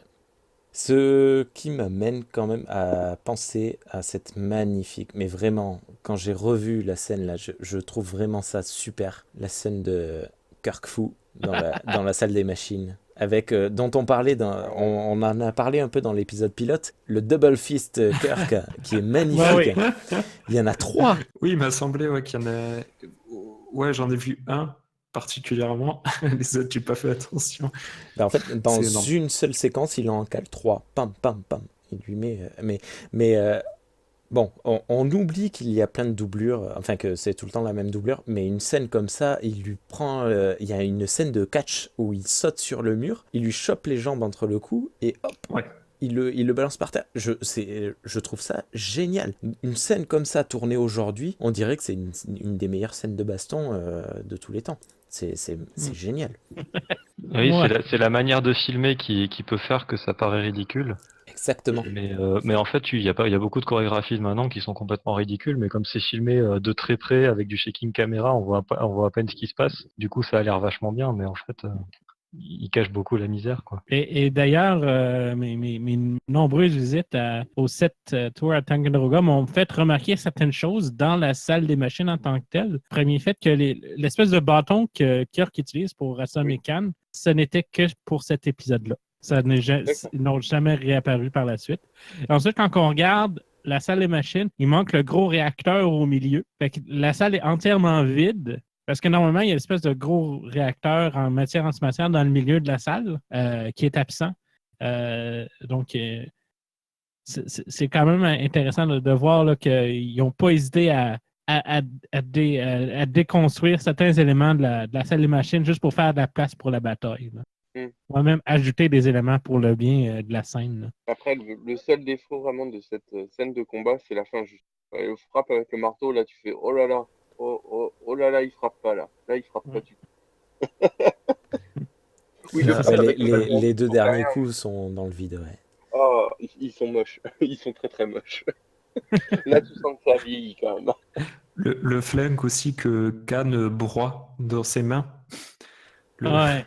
Ah Le modèle de oui, c'est flingue, vrai, c'est j'avais oublié. la pâte à modeler, je sais pas ce que c'est, mais L'image est belle quand même, parce que tu vois le visage de Kirk qui les se fronts, ouais. déconstruit. Ouais, c'est vrai que maintenant on regarde ça avec des grands écrans en Full HD, machin. Que tu penses à l'époque, ils regardaient ça, il y a la moitié des gens qui regardaient Star Trek, déjà c'était en noir et blanc parce qu'ils n'avaient pas la télé couleur. Et c'était des télés minuscules qui devaient faire, je sais pas, moins de 15 pouces, peut-être 12 pouces, à moitié flou, en cathodique. Donc je pense que ces détails-là, ils les voyaient pas du tout, quoi. Non, non, c'est sûr, il y a beaucoup de détails qui paraissaient pas à l'époque, là. Surtout que justement à cette époque-là, très peu de gens regardaient en couleur en plus. J'avais vu dans des bonus, je sais plus où, que en fait il y a certaines chaînes de télévision qui pouvaient pas passer directement d'enregistrement. Donc en fait ils projetaient les épisodes des séries qu'ils diffusaient sur un écran et ils filmaient cet écran avec la caméra du direct. Oui, en effet, Ah, ça. c'est rigolo. Donc vous imaginez la Ah, perte le de qualité qu'il y bricolage. a. Ah, le bricolage, quoi. Et est-ce qu'on peut lancer le sujet difficile? Vas-y, c'est quoi? La technique de yoga des êtres supérieurs. Ah, comment ça? Qu'est-ce qui va pas? Ah oui, oui, oui, j'avoue. Les étirements, là. Oui. Ouais, ouais, c'est ridicule. Non, mais là, pour ça, je vais prendre un peu la place du commandeur et de JP. Euh, on est dans les années 60 et on parle de personnes qui sont des Indiens d'Inde. Et du coup, ils se sont dit, ouais, qu'est-ce qu'ils font les Indiens d'Inde? Ben, ils font forcément du Ils font yoga. du Bollywood. Pas tout l'équipage, Rémi. Tous, quand ils se réveillent, ils font les mêmes, le Ouais. même exercice. Ben, ils suivaient Khan, qui est indien, donc ils ont suivi ses ordres, ses leçons. Non, Ouais, vous n'êtes mais pas du coup d'accord? c'est pas trop en faveur de l'épisode en fait parce que c'est un gros cliché raciste du coup. Mais bon, C'est un gros après cliché c'est l'époque. raciste, mais d'époque. C'est compliqué. Ouais. C'est comme le féminisme d'époque. Ouais. Mais c'est vrai que la série originale a été en avance sur pas mal de choses, mais elle a aussi maintenant de nos jours, et heureusement d'ailleurs, elle a vieilli pas que visuellement, elle a aussi vieilli dans les mentalités, quoi. Oui, d'ailleurs, Mais moi, je pense qu'ils auraient pu faire quand même cette idée du yoga, mais beaucoup moins appuyée ou beaucoup moins forcée, en fait. juste pour revenir sur l'idée du cliché, c'est un des seuls épisodes où on devrait voir la culotte du Uhura, mais qu'on ne la voit pas. Quand elle est allongée par terre, complètement évanouie, elle a la jupe totalement relevée. Et en fait, on se rend compte qu'elle a une doublure dans sa jupe. Bref. Tu vois, ça, c'est le genre de truc que je remarque pas. Désolé, JP. Non, mais Moi, parce que c'est un des trucs qui m'avait choqué quand j'avais, enfin, qui m'avait choqué, qui m'avait surpris quand j'avais regardé la série originale. Il y a vraiment pas que dans cet épisode qu'on la voit, en fait. C'est une espèce de surculotte qui est par-dessus le collant. Et elles ont toutes ça, les femmes en uniforme dans la série originale. Et en fait, ça arrive à très très souvent qu'on voit des culottes, quoi. Je me rappelle quand j'avais commencé, j'avais fait un post sur Facebook, je disais, je me croirais dans un manga ecchi, tellement on voit de culottes, quoi. J'avais trouvé ça assez étonnant, quoi. N'importe quoi. voilà, c'est le féminisme des années 60. Il y a des femmes sur le pont, mais on voit leurs culottes. C'est ce qu'on Ouais, disait c'est tout ça. à l'heure par rapport au racisme. C'est un pas en avant, mais en fait, c'est qu'un demi-pas en avant, je pense. Et on voit leurs culottes, mais bon, vu les. C'est plus ou moins justifié. Quand elles sont à terre, elles sont assommées. Bon, la culotte va, la jupe va pas tomber à pile droite, machin. Ouais, mais C'est bon, on justement voit pas. la courtesse de la jupe, en fait, le problème. Ça Et serait puis, la jupe le problème, mais dans les années 60, voir une femme en pantalon, ben, dans le véritable épisode pilote, elle a un pantalon, la ouais, number one. Mais bon, on ouais. voit pas le C'est une des pussy raisons principales pour de lesquelles Spock. il a été refusé. Oui. Mm. Bon, quoi d'autre sur cet épisode? Euh, euh, Je pense qu'on en a dit pas mal, non? J'aimerais revenir, moi, sur... Ah, pardon, vas-y, Charles. Renaud. Non, l'idée de, justement par rapport à ces hommes de pouvoir, de dictature, quand ils en parlent autour de la table et que Spock ne comprend pas de quoi parlent Ah des humains, oui, ils disent, mais attendez, mais oui, attends. vous êtes en train d'avoir de l'admiration pour cet homme. Il se moque un peu de lui, mais en même temps, voilà, il y a cet échange qui aurait été super intéressant s'ils avaient un peu plus détaillé. Bon, après, l'épisode dure 50 minutes, donc pas évident. Mais je trouve que c'est intéressant comme scène peut-être pour développer. Oui, ce que nous pouvons être à l'encontre de notre adversaire et pourtant l'admirer. Et quelque part, je vais vous spoiler un petit peu, mais je trouve, JP et Dragor, vous allez me me contredire s'il le faut, mais je trouve que c'est ce que Khan fera dans le prochain film. Est-ce qu'on n'aurait pas là une inversion des rôles entre Kirk et Khan? Je n'avais pas fait le rapprochement, mais maintenant que tu le dis, effectivement, ça fonctionne. Ouais, oui et non. En fait, faudrait que je revoie La colère de Khan, Mais c'est pour bientôt. ouais, il est plus, enfin, moi dans mon souvenir, il est quand même plus dans la folie et la haine vengeresse que dans l'admiration quand même de Kirk, quoi. Ouais. Je dirais un peu la même chose dans le sens que justement, ça se pose, tu sais, ça reste dans le deuxième, c'est vraiment une vengeance plus que de l'admiration. Tu sais, peut-être qu'il va il va apprécier son style de commandement ou son. Moi, je sais pas. Je sais pas comment dire. Par contre, le côté admiration qu'il a pour Kirk, par contre, pour moi, il l'a en fait à partir de la fin de l'épisode, où il admire la décision de Kirk. Oui. Déjà, il admire Kirk pour l'avoir vaincu, et il l'admire pour la décision qu'il a prise de lui donner un monde à conquérir, du fait qu'il a réussi à comprendre comment lui il fonctionne, sa mentalité et la manière la plus efficace de le neutraliser. Je pense qu'il l'admire pour ça. Et alors, c'est pas canon, mais le comics Khan Rolling in Hell, désolé pour l'accent, qui se passe entre justement cet épisode et La colère de Khan, développe vraiment ce côté-là. Et effectivement, dans ce comics, il est vraiment admiratif de Kirk. Mais parce qu'il se remémore la victoire de Kirk sur lui et les décisions qu'il a prises. Alors, jusqu'à ce que, voilà, je veux pas dire la suite, mais voilà, ne jusqu'à spoil pas trop l'événement parce que qui se je passe. pense qu'on va en parler dans ces micros dans peut-être un épisode ou deux. Mais vas-y. Non, mais c'est bon, j'ai terminé. Désolé. Pendant qu'on est dans les comics et romans, je pourrais mentionner aussi les romans de Greg Cox qui traitent de Khan. Justement, les deux premiers traitent de son règne sur Terre. Le premier roman étant sa montée au pouvoir, le deuxième étant sa descente aux enfers, et le troisième traitant vraiment de Ceti Alpha 5. Il y a un beau crossover avec Gary Seven dans les deux premiers romans aussi. Pour ceux que ça peut intéresser, c'est une très bonne lecture. Disponible uniquement en anglais, non? Sur Amazon. Ouais, sur Amazon, probablement en anglais. Donc, apprenez l'anglais. Sauf si vous connaissez d'autres moyens et d'autres traductions dont on ne parlera pas ici. Mais c'est des fans traducs de romans, ça doit être assez rare, je pense. Moins que ce que tu penses. Allez, quoi d'autre? Est-ce qu'il y a d'autres choses? Ah si, non, si, moi j'ai noté un truc, si vous avez rien à dire. Bon, j'ai des trucs à dire, mais vas-y. Moi, j'ai un truc, mais pour finir l'épisode. Eh bien, alors ce sera pour finir l'épisode, mon ami. La dernière phrase de Spock. Ouais. Voilà. Il y a un moment dans le début de la série. Bon, on en a déjà parlé, les fameux vaisseaux des années 90. Ça vous fait quoi de savoir que nos vaisseaux spatiaux seront toujours connus dans 200 ans? Et il y a un truc magnifique. Il y a le docteur MacGyver qui dit que l'on utilise donc cette technique pas de cryogénisation, mais je ne sais plus le terme, jusqu'en 2018. Pop. Ouais, tout à fait, c'est vrai, j'avais noté. Voilà, c'est cool. La cryogénisation, on sait le faire. On sait pas faire le vaisseau, mais... En fait, c'est de l'animation suspendue. On sait pas réveiller les gens non plus. Mais c'est Walt Disney, non, qui est en cryo actuellement, non? C'est une légende urbaine, mon cher.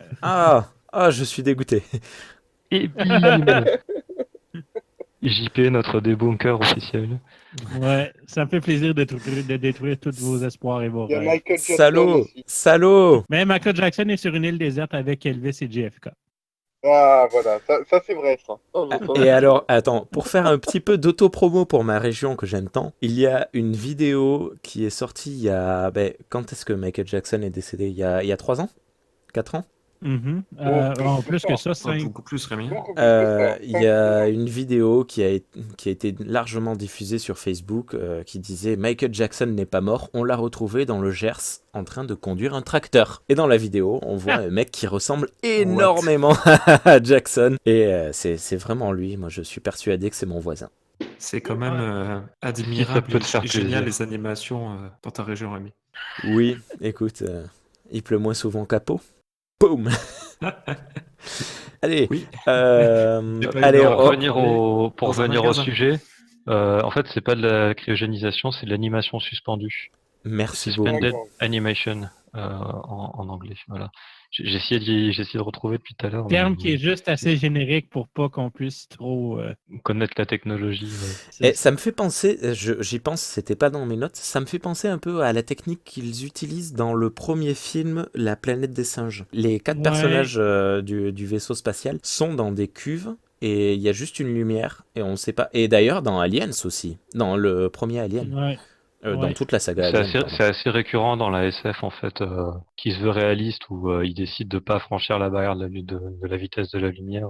Ils prennent ce principe-là. Chez Arthur C. Clarke, dans les Odyssées, c'est aussi ce qu'ils utilisent pour se déplacer. Ouais. Non, le compte est bon. La comtesse est pas mal non plus. Avançons jusqu'à la conclusion Oh. de cet épisode. On revient avant, Charles, excuse-moi à nouveau de te retarder. Est-ce qu'on revient un petit peu sur la décision de Kirk à propos du futur de Khan? Oui. On sait très bien que ça va merder. D'accord. Est-ce que vous le savez parce que vous savez qu'il va y avoir un film, enfin même 2 là-dessus dans l'avenir, ou vous le savez parce que vous trouvez bizarre, extrêmement bizarre? Parce que moi, je me suis posé la Un question, peu est-ce des que, deux. voilà, je me suis posé la question, est-ce que ça n'était pas prévu dans le scénario de faire revenir Khan Non, peut-être dans une saison je peux ultérieure? te garantir que non. C'était Harve Bennett en 81, quand il a été engagé pour remplacer Gene Roddenberry à la production. Il s'est tapé les 79 épisodes originaux, puis il a vu Khan, puis il a fait lui, il revient. C'est comme ça que c'est comme ça que la colère de Khan est née. Ok. Renaud, C'est vraiment comme ça. Oui, surtout qu'il y a plein d'épisodes de la série originale où on pourrait se dire tiens, il pourrait y avoir une suite à celui-là, et puis finalement il y en a pas quoi. C'est assez marrant d'ailleurs, il laisse des pistes un peu dans tous les sens. Je connais pas trop les romans Star Trek, mais je me demande s'il y en a pas quelques-uns justement qui ont La joué là-dessus. plupart des romans vont tirer des liens, des épisodes comme ça, justement, parce que ça donne des bons points de départ. C'est pas mal le pain et le beurre des auteurs de romans de Star Trek, c'est de nettoyer les dégâts causés par les épisodes qui sont laissés ouverts comme ça. Et du coup sur la décision de Kirk, est-ce que euh, est-ce que vous la trouvez logique ou pas de laisser Khan sur une planète comme ça? Hmm. Logique. Après, je connais pas assez le système judiciaire de l'époque pour te dire si c'est logique ou pas. Mais je pense que la peine de mort, ça doit plus y être, non? Si, il y a un épisode où il parle de peine de mort, Oui, c'est il me seulement si on semble. va sur Talos 4. Mais- C'est seulement si tu vas voir la planète des Talosiens. C'est D'accord. d'accord. Et ils en parlent Ouais, du pas coup, dans le premier véritable épisode pilote à propos de Spock. Ils parlent pas de peine de mort? Je sais pas ce que je me rappelle. Non, pas pour Spock, mais par contre, il parle effectivement, les Talosiens, c'est justement dans cet épisode-là, donc C'est il parle de pas peine de dans mort cet pour ça. épisode. C'est pas dans cet épisode-là. C'est plus dans la ménagerie qui ont repris l'épisode pilote puis qui ont fait faire des flashbacks pour. C'est là-dedans. C'est peut-être ça que tu confuses un peu, mais c'est dans l'épisode de ménagerie qui parle de la peine de mort. Ah, ok. Ou ce qui reprennent les scènes de l'épisode pilote qui n'a jamais été utilisé pour faire en sorte que l'épisode coûte pas cher parce qu'il était dans le trou financièrement. Après, dans Star Trek, tu as quand même toujours, hors la peine de mort, cette idée quand même de si un ennemi est trop dangereux, le tuer, non? Parce que dans l'épisode de la saison 1, le premier épisode qu'on avait vu, leur ami qui a cette intelligence décuplée et tout ça, au bout d'un moment, Spock ouais, lui... mais ils se défendent, il est pas sans défense, hein. Ouais, mais tu vois, Kirk, Alors même, que il y Khan, pense, tu vois. il était. Ouais, Kirk, il y pense, mais il pense, mais il y va pas pour le tuer. Il va pour l'arrêter, parce que c'est Après... plus dans cet esprit-là. Et ah, Kirk, ah, là, l'aurait ouais. tué, on va dire, pendant le combat, j'aurais compris, mais si la peine de mort n'est pas dans la fédération, pas dans les règles de la fédération, du coup, une fois qu'il est inoffensif, entre guillemets, hein, entre gros guillemets, du coup, il n'y a plus de raison de lui infliger la mort, quoi. Il faudrait qu'il soit en légitime défense. Après, ce que je comprends pas, c'est pourquoi il n'est pas fait prisonnier et ils le font débarquer sur une planète où ils le mettent en prison par pied de Twitter, quelque chose comme ça. Parce Alors Je que, que pense que le mettre en prison, ce serait mieux.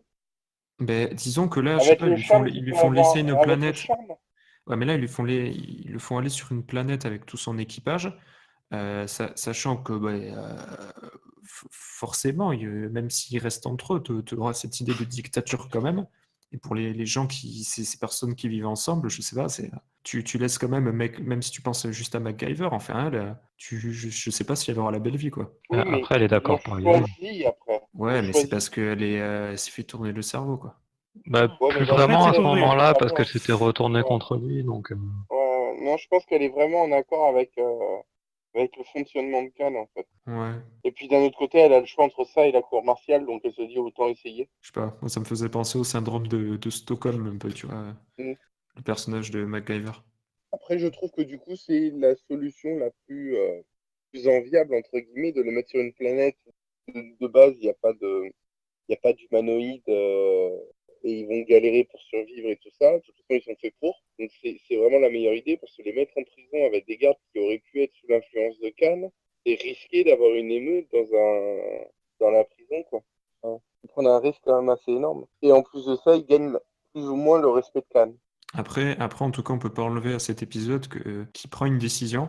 Et ça, c'est super intéressant. Et même au niveau des débats que ça entraîne, ben, on peut voir ce qu'on est en train de faire là. Ou Mm. même au niveau des spectateurs. Enfin, peut-être ils étaient moindres à l'époque, mais c'est quand même un parti pris, pas évident. Et c'est pour ça que la première saison, enfin, en tout cas, l'épisode pilote m'avait beaucoup plu. C'est dans ces questions qu'elle pose. C'est toujours cette idée de lancer des débats, poser des questions de fond. Elle est bien cette première saison. Ouais. Ouais, moi, je peux être que d'accord. Enfin, pour moi, c'est une des forces de Star Trek et de manière générale même, c'est une des caractéristiques pour moi importantes de Star Trek, c'est cette capacité à créer du débat et à faire se poser des questions sur des sujets et en prenant justement des possibilités un peu choquantes enfin choquantes. En tout cas, qui prêtent à Différente. débat exprès quoi, pour pousser à la réflexion. Toi, Rémi, t'en as pensé quoi? J'ai trouvé ça extrêmement étrange. Comme disait Renaud, c'est Renaud que tu disais, ça aurait été bien de l'envoyer en prison, mais d'un côté, Charles disait, oui, ça aurait été bizarre parce qu'il serait capable. Je sais pas sur quel pied danser là-dessus. Mais c'est vrai que oui, c'est une décision totalement controversable. Et d'ailleurs, je me dis que quelque part, dans un épisode caché ou peut-être dans un roman, Starfleet a dû bien tirer les oreilles de Kirk en lui disant mais qu'est-ce que t'as foutu Ouais, mais en même temps, je sais pas si c'est... Est-ce que Kirk a vraiment le droit de dire à son crewman MacGyver, ok, t'es pas viré, tu débarques avec lui? Est-ce que c'est légal ça? Bah, du coup, ce serait un peu de la désertion. Bah après il la force pas hein, du coup c'est sa décision Non, c'est prise vrai. C'est vrai. librement donc après elle aurait pu affronter la cour martiale enfin je sais pas ce qu'elle on sait pas trop ce qu'elle risque comme condamnation mais bon La peine de Elle mort. est certainement pas très bonne. non je pense pas Elle est certainement pas très bonne, hein, de toute façon, vu qu'elle s'est retournée contre tout l'équipage et son capitaine. Ben, je Généralement, dis tu la fais peine ça. de mort en rigolant, mais normalement, dans un système militaire, enfin bon, là on est au 22e siècle, donc c'est différent. Mais 23e le 23, à chaque fois, hein, t'as vu, à la dernière émission, je dis 24e, tu me dis 23e, et aujourd'hui, 22e, tu me dis 23e. Bref, dans un système militaire classique, donc peut-être pas dans l'avenir, mais classique, la peine de mort est toujours en cours pour trahison, qu'on soit historienne ou pas. Trahison, Bref, Charles, tu nous parles de ta phrase finale. Ma phrase finale. Alors, juste une petite question pour remettre en contexte par rapport à Enterprise, la fameuse guerre du coup des gènes. C'est quand? c'est avant Enterprise, c'est avant? non les guerres eugéniques ça se passe avant Les Enterprise guerres bien avant eugéniques? D'accord. Tu te rappelles C'est pas, en quoi? 1990, si on a eu les guerres eugéniques, là, ça fait beaucoup de nouvelles. ah oui, d'ailleurs, Ah, je voulais en parler tout à l'heure, j'ai oublié, c'est intéressant parce qu'en fait, du coup, à partir des années 90, Star Trek a basculé de l'anticipation vers l'Uchronie futuriste. C'est ça. Le futur Et du du coup, au passé, du niveau présent. des dates, ça donne quoi? Parce que là, on est en 1990, les fameuses guerres. Et Enterprise, ça se passe quand? En 2250. 250. Et la première génération? C'est Pas 2200 non plus? 2300. Ah, Non, c'est non, excuse-moi. 2360 et C'est vrai, quelques, je crois. excuse-moi. Enterprise, c'est 2150 et la série originale, c'est 2260 et Next D'accord, Generation, ok. c'est 2360. Donc en fait, Enterprise, on sent pas vraiment ça. En tout cas, dans les épisodes que j'ai vus jusqu'à maintenant, on le sent pas vraiment. Ça revient Non. ou pas? C'est le genre de truc que les producteurs et les écrivains ont comme oublié. Ben, c'est pas plus mal parce que. Ah bah non, dans Enterprise, attends, les guerres eugéniques, on en a les conséquences Oui, directes. oui, mais dans la 4e saison, Et quand puis, il ne parle pas quand de il y a un date. producteur quand il y a un producteur qui a décidé de s'en rappeler aussi, il y a ça aussi à. Ah, je trouve que t'exagères. Parce que les guerres eugéniques, elles sont elles sont quand même anciennes à l'époque d'Enterprise, donc c'est pas si choquant que ça mette longtemps à revenir, quoi.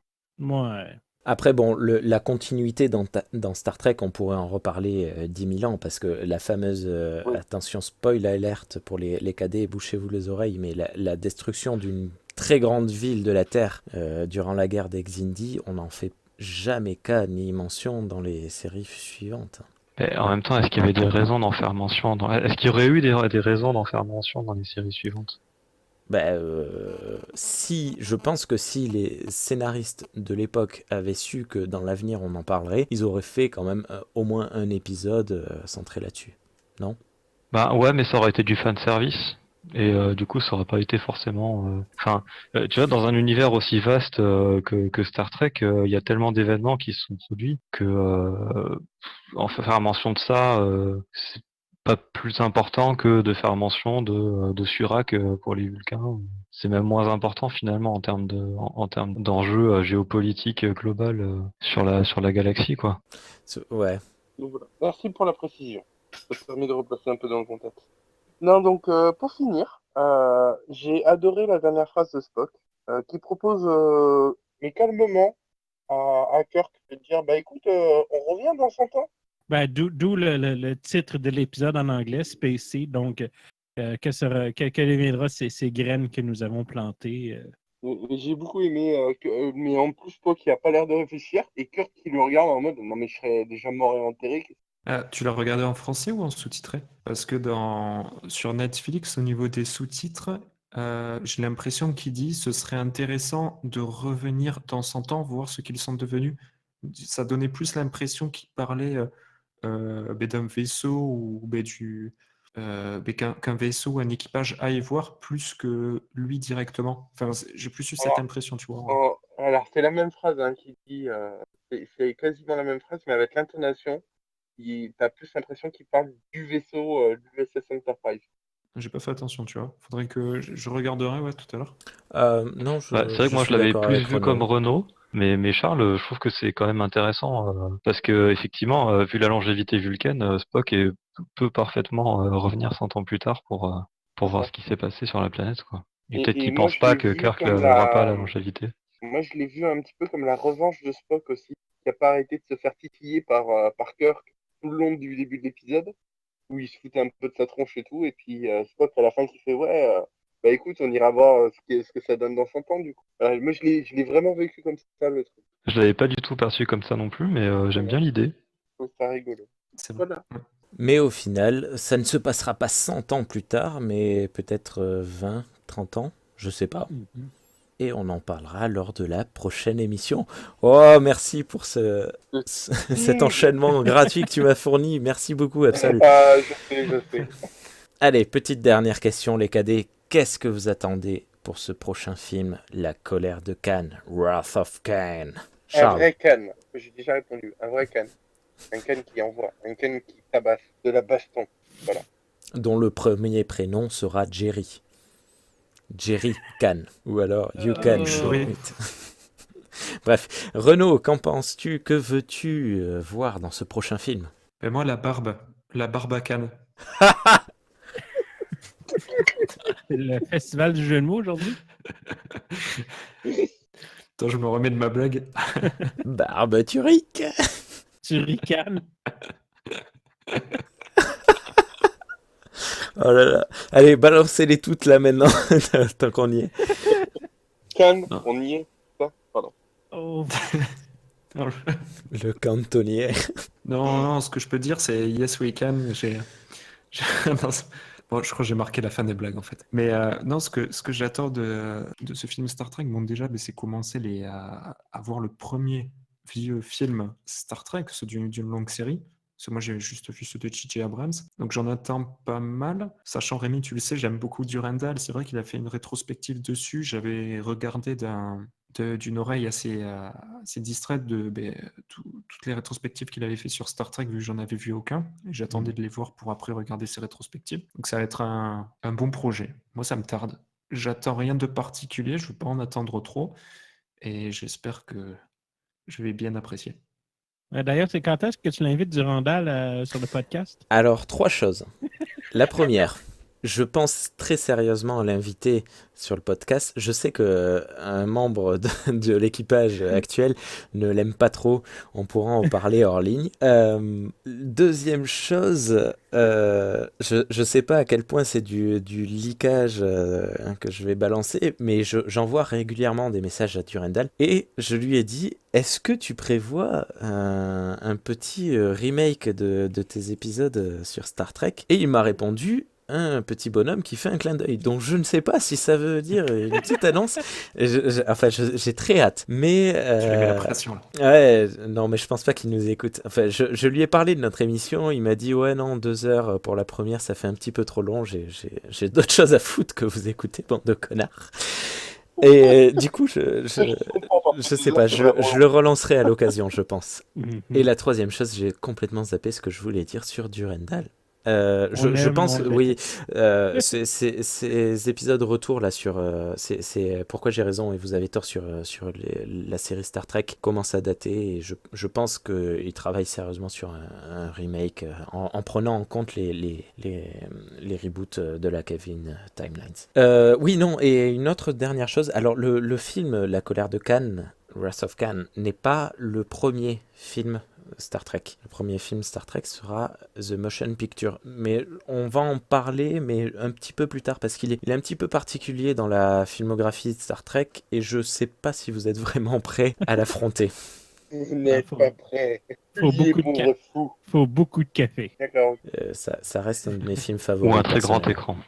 Moi, j'ai eu la chance de le voir dans une rétrospective cinéma au Grand Max à Paris. Et là, c'est fabuleux, quoi. Parce que c'est vraiment, le film a vraiment été fait pour être vu au cinéma, quoi. Je l'aimais bien avant, mais je me suis vraiment rendu compte de l'intérêt du film en le voyant au cinéma. Bon, je suis d'accord là-dessus. C'est ce genre de film. C'est un des derniers grands films classique, là, on s'entend. Il y a une ouverture musicale, Robert Wise comme réalisateur, la musique est grandiose. C'était vraiment fait pour l'expérience au grand écran. Là. C'est juste avant l'époque des blockbusters américains là, avec Jaws, E.T. et compagnie. Là. Donc, justement, Wrath of Khan est arrivé en l'été 82, qui est un été comme relativement légendaire au niveau du cinéma parce que beaucoup de films légendaires qui sont sortis cette saison-là. Donc, on pourrait peut-être faire une liste des films que Wrath of Khan a dû se battre contre. Ça pourrait être intéressant. Ouais, pourquoi pas. Alors, c'est une espérance que je pose pour la prochaine émission. J'aimerais quand même avoir Sean de la chaîne Trek on the Tube, qui est une chaîne en anglais. Sean est australien, mais il vit au Canada et il parle couramment français parce que je l'ai déjà entendu donner un petit peu son avis sur ce film et j'aimerais l'avoir pour la prochaine émission. Il est néo-zélandais. Ah, pardon, je croyais australien. Ah, du coup, ça fout en l'air ma blague à la première dizaine de minutes de l'émission. Ouais, donc excuse-toi. Je suis vraiment désolé. Je présente mes excuses platement envers toutes les communautés néo-zélandaises et australiennes et à Sean particulièrement. Allez, sur ce fond d'émission pourrie, je suis tellement désolé pour cette fin. Je vous souhaite une très bonne journée ou une soirée, de très bonnes vacances si vous êtes en vacances. À toutes et à tous. Je vous laisse le dernier mot, mes très chers cadets et très chers commandeurs et très chers JP. Il faudrait qu'on trouve un titre, JP. Ben moi, je suis nul autre qu'Amiral, là. Amiral JP.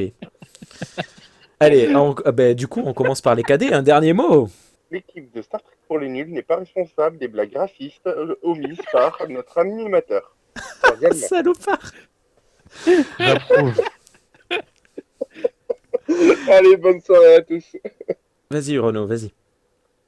Bonne soirée. Allez, c'est bonne soirée Dragor. Bonne soirée. Et bonne soirée Amiral. Las Vegas. Ciao. C'est pour tout quand ce que je Las veux dire Vegas, pour le c'est- mois que c'est le. Donc, c'est à partir du 1er août jusqu'au 5, je serai à Star Trek Las Vegas. Donc, la convention. Je vais avoir plein de petites vidéos de live parce que je vais prendre un forfait mobile qui va me permettre d'avoir mes données aux États-Unis. Donc, je vais me gâter et je vais vous gâter par la même occasion. Juste pour continuer dans l'autopromo, est-ce que tu vas faire un petit retour sur ton expérience à Ticonderoga? Ticonderoga, je suis allé au. J'ai pas encore eu le temps, mais d'ici le temps, parce que ça, c'est diffusé probablement qu'on va avoir le temps de faire un épisode de Parlons Trek, mais je peux vraiment parler. Donc, samedi dernier, on est allé voir nos amis à la jolie ville de Ticonderoga, où il y avait certains auteurs qui étaient présents, donc des auteurs de romans Star Trek, dont le légendaire Peter David. J'ai rencontré aussi Keith DeCandito. Aussi mon bon ami Dave Gallanter, ainsi que deux autres que je ne me rappelle plus du nom. J'ai fait 2-3 interviews. C'était vraiment sympathique. C'est une petite journée très tranquille là-bas. Là. C'était pas un gros événement. Donc, c'était évidemment autour des décors de The Original Series 7 Tour. Et j'ai fini en mangeant une crème glacée avec eux samedi soir. Donc, c'était très sympathique. Super. C'est avec mon charisme incroyable.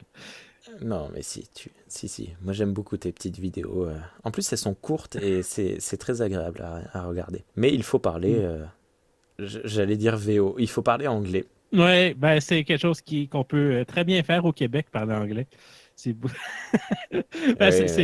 Le fait qu'on est entouré d'anglophones dans notre propre pays et au sud, ça force les Québécois à parler anglais avec un accent minimal. Super. Ben écoute, merci beaucoup pour ton retour. Ça fait plaisir. Évidemment, je pense que les auditeurs l'auront compris, ce sont des blagues à prendre que j'ai fait tout le long de cette émission, à prendre au second, troisième, millième degré. Je ne pense absolument rien de tout ça, j'en ai déjà fait part lors des émissions précédentes, mais je me sens forcé de revenir quand même dessus au cas où. Je vous souhaite une très bonne journée à toutes et à tous. À très bientôt. Soyez tous... partez tous... ayez tous une longue vie, prospère. Allez, bonne soirée. Bisous. Ciao. Rappelons. That's one small step for man, one giant leap for mankind.